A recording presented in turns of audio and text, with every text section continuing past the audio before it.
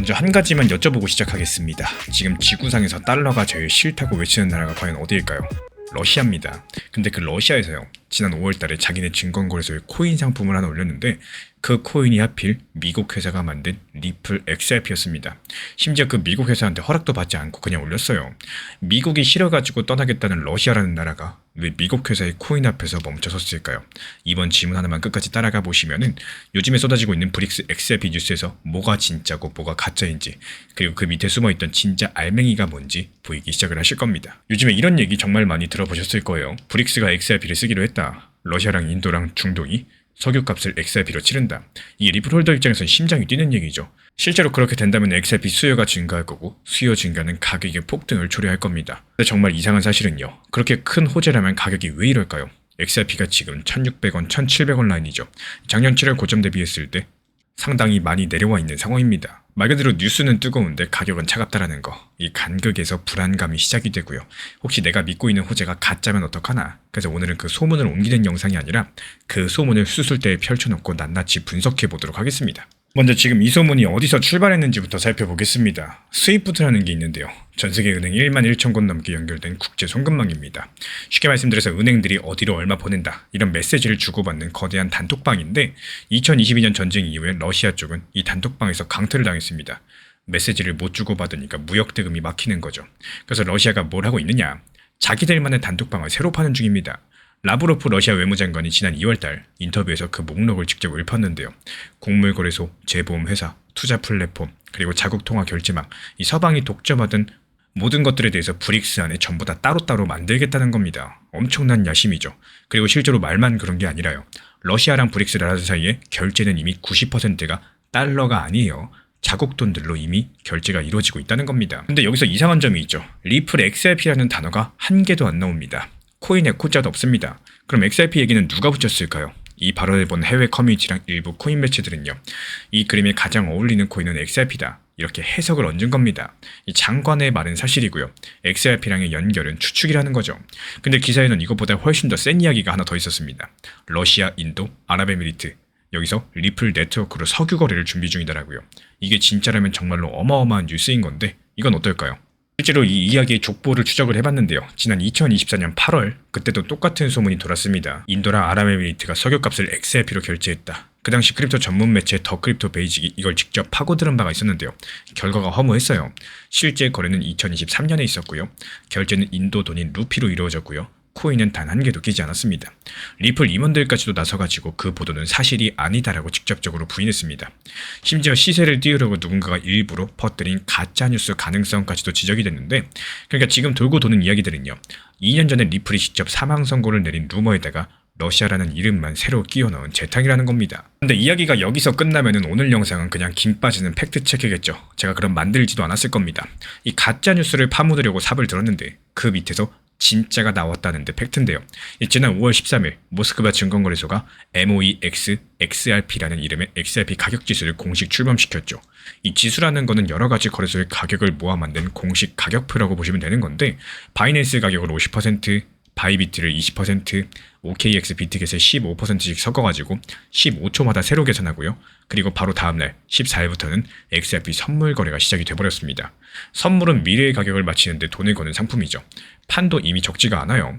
이 거래소의 코인 선물은 작년 11월 한 달에만 무려 9,700억 원어치가 거래되면서 신기록을 세웠는데요. 이건 소문이 아닙니다. 거래소가 공식적으로 발표한 내용이고 지금도 실시간으로 시세가 찍히는 상품이기 때문에, 물론 이 선물 상품 같은 경우는 실제 XRP를 단 한 개도 사지 않지만요. 코인 실물은 오가지 않으면서 이 정상 같은 경우는 전부 다 루블로 하는 현금 결제형이거든요. 짜장면은 안 시키고 짜장면 값에다가만 내기를 거는 셈이겠습니다. 그러니까 이 상품 때문에 XRP를 사려는 돈이 시장에 들어온다? 이거는 아니겠죠. 그럼 여기서 별거 아니네 생각을 하실 수 있는데요. 근데 제가 바라보는 관점은 이게 오히려 진짜 관점이라고 생각을 해요. 왜냐면 모스크바 거래소는 2024년 6월부터 미국 재무부 제재 명단에 올라 있는 곳이죠. 제재라는 건 쉽게 말씀드려서 미국이 이 회사랑 거래하면 처벌한다라고 못을 박는 건데, 그리고 여기서 리플은 미국 샌프란시스코에 본사를 둔 미국 회사죠. 그러니까 리플과 모스크바 거래소는 구조적으로 절대 손을 잡을 수 없는 사이입니다. 계약서를 쓰는 순간 그때부터 리플이 미국의 법을 어기게 되니까요. 근데 모스크바는 어떻게 XRP 상품을 만들었을까요? 그 답은 정말 간단한데요. 애초에 모스크바는요, 미국 측에 물어보질 않았습니다. 물어볼 필요가 없었기 때문에 XRP가 움직이는 장부, 그러니까 XRP 원장은 공공 도로와도 같은 겁니다. 그 도로를 처음에 깐 회사가 미국에 있어도 도로 위를 달리는 데는 누구의 허락도 필요가 없습니다. 여기서 오늘의 첫 번째 소름 포인트가 나오죠. 그동안 리플 홀더분들은 XRP가 어느 편도 아닌 중립자산이라는 증거로서 어느 나라, 어느 은행과의 계약 발표를 기다려왔습니다. 근데 진짜 증거는 바로 정반대 방향에서 나왔다는 거예요. 미국의 제재를 받는 나라 러시아조차도 누가 허락 없이도 그냥 가져다 쓸 수 있다는 사실. 이건 계약서가 아니라 계약서가 없다라는 사실 그 자체가 오히려 중립의 증명이었던 거죠. 그런데 여기서 진짜 소름은 고개를 돌려 반대편 진영을 봤을 때 왔어요. 러시아가 XRP 지수를 만들던 바로 그 올해 봄, 달러를 지키는 쪽에서 무슨 일이 있었을까요? 단톡방의 주인인 스위프트가 새로운 국제 결제 체계를 발표했고 은행 50곳 이상, 송금 길목 25개 이상을 묶어가지고 올해 중반부터 가동하는 계획인데요. 여기서 그 명단에 오른 은행 가운데 30곳이 이미 리플의 결제망과 연결된 은행들이었다는 겁니다. 쫓아내려는 쪽의 새로운 설계도에도 리플이 스며들어 있었다는 거죠. 일본에서는 더 구체적인 숫자가 나왔습니다. 지난 4월달 도쿄 행사에서 일본 금융기관들이 실제 송금 실험 결과를 공개했었는데 XRP를 다리로 쓰다 보니까 스위프트 방식보다도 비용이 최대 60% 저렴했고요. 또 송금은 4초 안에 끝났습니다. 지금 일본에서 이 리플 결제망에 올라탄 금융회사는 26곳이고요. 일본 개인 투자자들은 1년 동안 33조 원 규모 XRP를 매수했습니다. 그래서 결국에 이런 그림들을 전부 다 붙여보면은 달러에서 도망가려는 러시아가 XRP 상품을 만들고 달러를 지키려는 스위프트랑 일본이 XRP 길을 깝니다. 서로 반대 방향으로 뛰었는데 도착해보니 같은 다리 위였던 거죠. 그리고 그 다리는 전쟁 중에도 양쪽 군대 모두에게서 통행료를 받습니다. 그러면 결국에 브릭스는요, XRP를 공식적으로 채택을 하게 되는 걸까? 이런 질문이 남죠. 정직하게 말씀을 드려보자면 브릭스의 설계도에서는 XRP가 없습니다. 브릭스가 작년 10월 유닛이라는 자체 결제 수단의 시범 사업을 이미 시작을 했었고 금 40%에 회원국 돈 60%를 섞어간다는 브릭스판 공용 화폐인데요. 이건 XRP의 파트너가 아니라 오히려 XRP의 경쟁자입니다. 이 전체 시스템의 목표 시점도 2030년 언저리로 잡혀있는 상황이고 그러니까 브릭스가 도장 찍고 XRP를 채택했다? 이런 것들은 아마 앞으로 나오지 않게 될 겁니다. 대신에 지금 실제로 벌어지는 일들은요.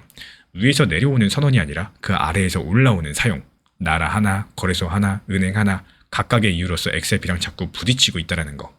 이 소문 자체가 방향이 틀렸을 뿐이지 냄새 자체만큼은 맞게 맡은 셈이겠죠. 그래서 앞으로 어떻게 되느냐 하나만 고르라면 저는 이런 그림을 봅니다. 올해 하반기 XRP를 움직이는 것은 브릭스 헤드라인이 아니라 그 다리의 통행량입니다. 그리고 그 근거는 세 가지예요. 먼저 모스크바 상품은 실물 수요가 제로기 때문에 가격에 직접적인 힘을 쓰지 못합니다. 그리고 두 번째로 브릭스의 공식 노선인 유닛은 오히려 경쟁 레일이라고 호재가 아닙니다. 세 번째로 진짜 수요는 일본처럼 실제로 돈이 건너다니는 길목들, ETF 창구에서 나오기 때문에 ETF는 주식 계좌로 코인을 투자하게 해주는 상품인데요. 여기서 확인하실 지표는 총 3가지입니다. 첫 번째로 일본발 송금망이 실험을 넘어가지고 일상 서비스로 굳어지는 속도, 이번에 새로 뚫린 송금 길목 12개죠. 그리고 멈춰있는 ETF 자금이 다시 돌기 시작을 하는지, 가격은 1,500원 라인을 지켜내면서 다시 한번 2,000원 라인을 돌파하는지. 그래서 이번 소문의 밑바닥에서 이 제재받는 러시아조차도 허락 없이 가져다 쓰는 중립자산이라는 증거, 달러 진영과 반달러 진영이 같은 다리 위에 서 있다는 그림이 나왔습니다. 결국 XRP 하반기 가격을 결정하는 거는 XRP의 통행량, 그러니까 실제 송금과 ETF 자금 흐름이겠죠. 그렇다면 실제 수요가 폭발적으로 증가할 게 미국의 XRP ETF일지 아니면 아시아의 송금망일지 이 질문에 대해서 다음 영상에서 숫자로서 데이터로서 이어가 보도록 하겠습니다. 요즘 시장 리플 보유하신 분들 같은 경우는 답답함을 느끼는 경우가 정말 많으실 겁니다.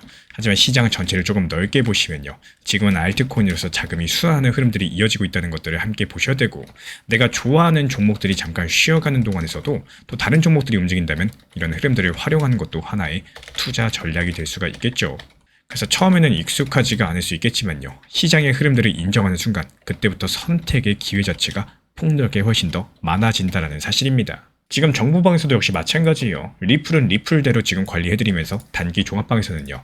이런 시장 흐름에 맞는 알트코인 타점들과 함께 안내드리는 이유들, 이렇게 수익을 투트랙으로 이어나가는 이유들이 있습니다. 한 종목만 바라보시기보다는 결국에 시장 전체를 함께 바라보는 이런 습관들이 결국에 더 안정적인 포트폴리오를 만드는 첫 번째 걸음이 될 수 있다는 사실입니다. 섹터와 테마에 맞는 단기 흐름들이 좋은 알트 타점들, 이거를 찾아내는 능력 자체가 중요하겠고 이것보다 중요한 거는 익절을 통해서 내 것으로 수익으로 만들어 나가는 자세가 가장 중요하겠죠. 그 후에 차라리 재진입 타점을 잡아보는 게 훨씬 더 효율적이다 이렇게 말씀을 드리고 싶어요. 최근에 시장이 너무 답답하다 보니까 정보방 입장에 대해서 문의 주시는 분들께서 많아지셨어요. 먼저 제일 중요하지만요. 제가 안내드리는 모든 정보방은 업비트, 빗썸, 현물 매매로서만 안내 도움 드리고 있습니다. 지금 화면에 보이시는 번호나 혹은 댓글 링크에 있는 신청란을 통해서 신청 주시면은 안내를 도움 드리고 있고요.